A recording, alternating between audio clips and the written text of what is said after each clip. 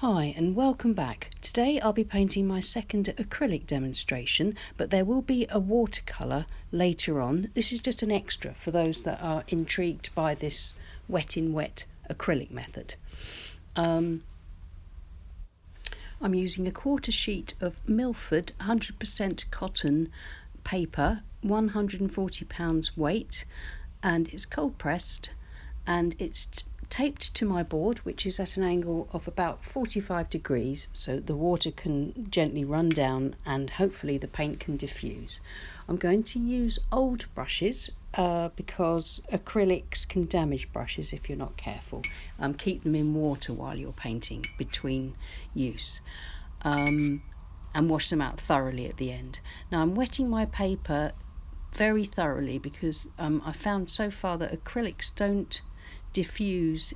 They don't diffuse in the same way as watercolour. They're not as lovely as watercolour, and they're opaque, but they will diffuse if the paper is soaked and wet enough. Now this is yellow ochre. I'm just going to run it across the sky, a little bit across the foreground, and this is Prussian blue. My paints are Galleria by Winsor & Newton. Now I'm going to run the Prussian blue in, and I've got a hair, one of my hairs on the board. I brushed my hair just now and never mind, I'll just have to try and pick that off in a minute, but I need to work quite fast. Now I'm adding some Paynes grey just to darken into the sky a little bit more. Right, okay, I think it's off this time. Fingers crossed. Just going to pull out some sort of horizon line across the lower part, or close to the middle of the sky. And then start to soften the sky a little tiny bit, darkening up that corner. You can see it's starting to diffuse. It's not diffusing like watercolour, but it's diffusing fairly well, and I think with a little bit of help we can end up with quite a dramatic stormy sky, and either a seascape or a misty landscape by the looks of it. This is just my second acrylic demonstration, as I said at the beginning, so it's really an experiment. I'm just trying things out, see what happens, see if I can pull the paint down like that and see if it'll end up looking like rain clouds in the distance. A lot of the fun with painting, no matter what medium you use, is experimentation and not putting too much pressure on yourself to end up with a beautiful finished painting, but just to play with paint and see what happens. Turned it up the other way just because it's a lot easier for me then to sort of gently smooth out and blend the acrylic paint a little bit more across that part of the sky.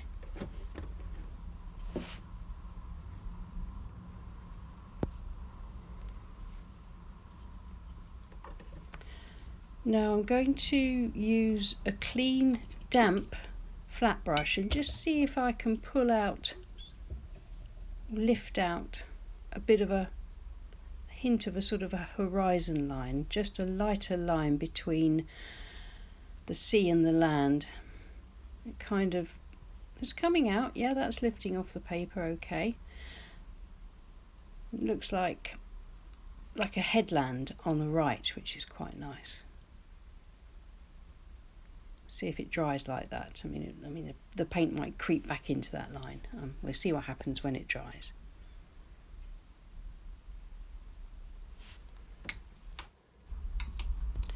Now I'm going to put in some foreground rocks. I'm going to mix up and put on my brush at the same time. I'm going to have just black burnt umber. I'm going to use some raw sienna and more of the yellow ochre, and I'm just going to, using quite slabby marks and continuing with this sort of diagonal angle that I've got in the sky already, because that balances the composition and adds a bit of a dynamic shape to the rocks. It looks like they're just coming out of the foreground. Just applying the paint very thick, because I'm going to try and scrape the rocks with a card to get some form and texture to them. There's quite a soft misty bit there, so I'm going to have another experiment and see how the acrylic paint reacts if I spatter some water on there. See if the water drops will make some little white splashy sort of spray or misty marks. And yeah, I think it's making some sort of an impression. Maybe not quite as strongly as it would in watercolour, but I think it looks quite nice. Could be spray on those rocks or mist. Still haven't quite decided what scene this is going to be, but I'm going to use the corner of a store card just to pull across and scrape the paint aside, leaving either the white paper underneath, but it's more with this. The acrylic are staining opaque colours, so they're leaving just paler marks where I'm pulling the paint aside. But then the paint is then pooling up around the marks and creating some nice sort of shadows and textures and outlines of the rocks.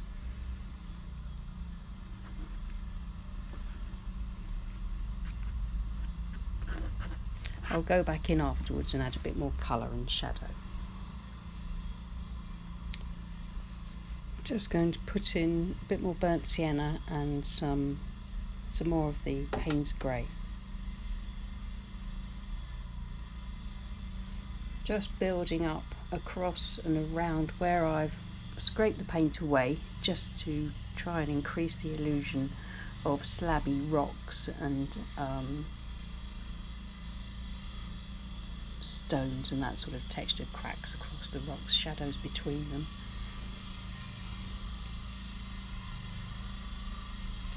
I think that's nearly done. Just maybe darken up that bottom corner there, just put a little bit of the Paynes grey across that bottom, but still leaving a bit of the white because I quite like that.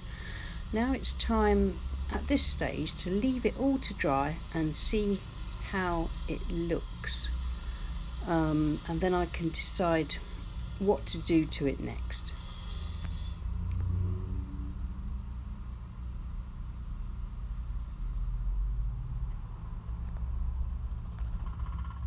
Right, it's dry now, and I've decided I'm going to put some stumps of sort of twisted winter trees across the foreground using the rigger brush. I just think either way, I'm still torn between whether it's a misty landscape or a rocky outcrop and a seascape at the moment, but I think whatever happens, I want these windswept trees in the foreground growing just like tortured things out of the rocks. Just using Paynes grey. It's harder to get that inky consistency that I can get with watercolour, because it's a more viscous paint really, so I'm having to add a bit of water to it every now and again to thin it out. As you can see, it's creating some nice effective lines as long as I am careful about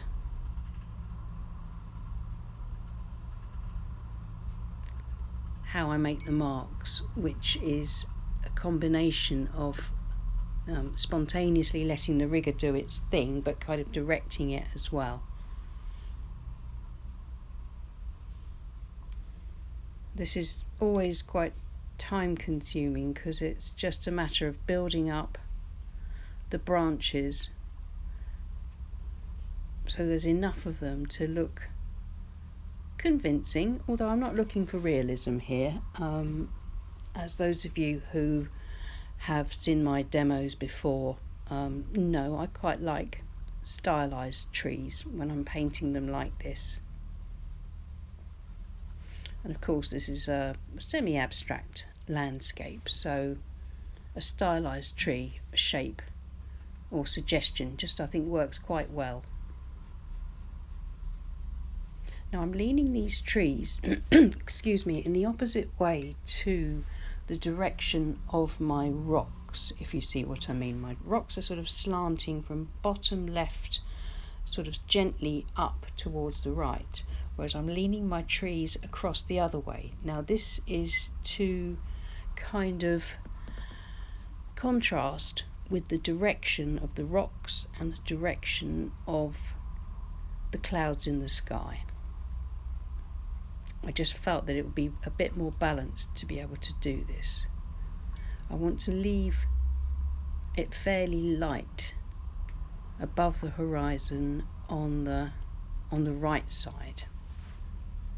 Pull trees across the rest.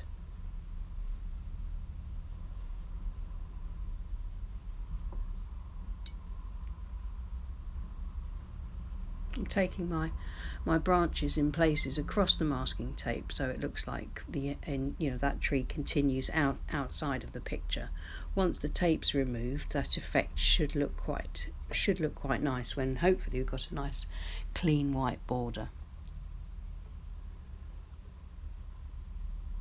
I'm quite enjoying these acrylic experiments, but I won't be doing that many because watercolour is my absolute favourite medium to work in, and I know that's what most of you come along to the channel to watch. But these are going to be acrylics occasionally. There will just be extra videos on top of the watercolour ones. I just find it quite fascinating at the moment, the fact that I can paint in a similar sort of style but using acrylics. Right, let's take the tape off and see how it looks. Looks quite dramatic, quite interesting at the moment. I think that looks quite nice actually. Now the tape's off, it's brought it all together an awful lot more. It actually looks quite nice. The diffusion is nowhere near as pretty or as marked as we get in watercolour, but I still think there's some interesting effects, some lovely darks and lights, some lovely contrast, soft edges, hard edges. And the colours, the limited colour palette here has worked quite nicely, and I still can't work out whether I think it's a rocky outcrop overlooking the sea or some water, or whether it's looking out across a misty moor. It's whatever you want it to be really, I suppose. Thanks so much for watching. Please like and subscribe if you haven't already, and thanks so much to my patrons who support this channel. Without them it wouldn't be possible. If you're interested in Patreon, please follow the link above, but bear in mind that if you were to join now, you will be charged when you join, but you'll be charged again on the 1st of the month. So probably best, if you want to join us and our lovely group, to wait until after the 1st of the month. And as I said at the beginning of the video, there will be a pure watercolour demo coming up in an hour or so, so keep an eye on your notifications. Thanks so much, and I'll see you again soon. Bye.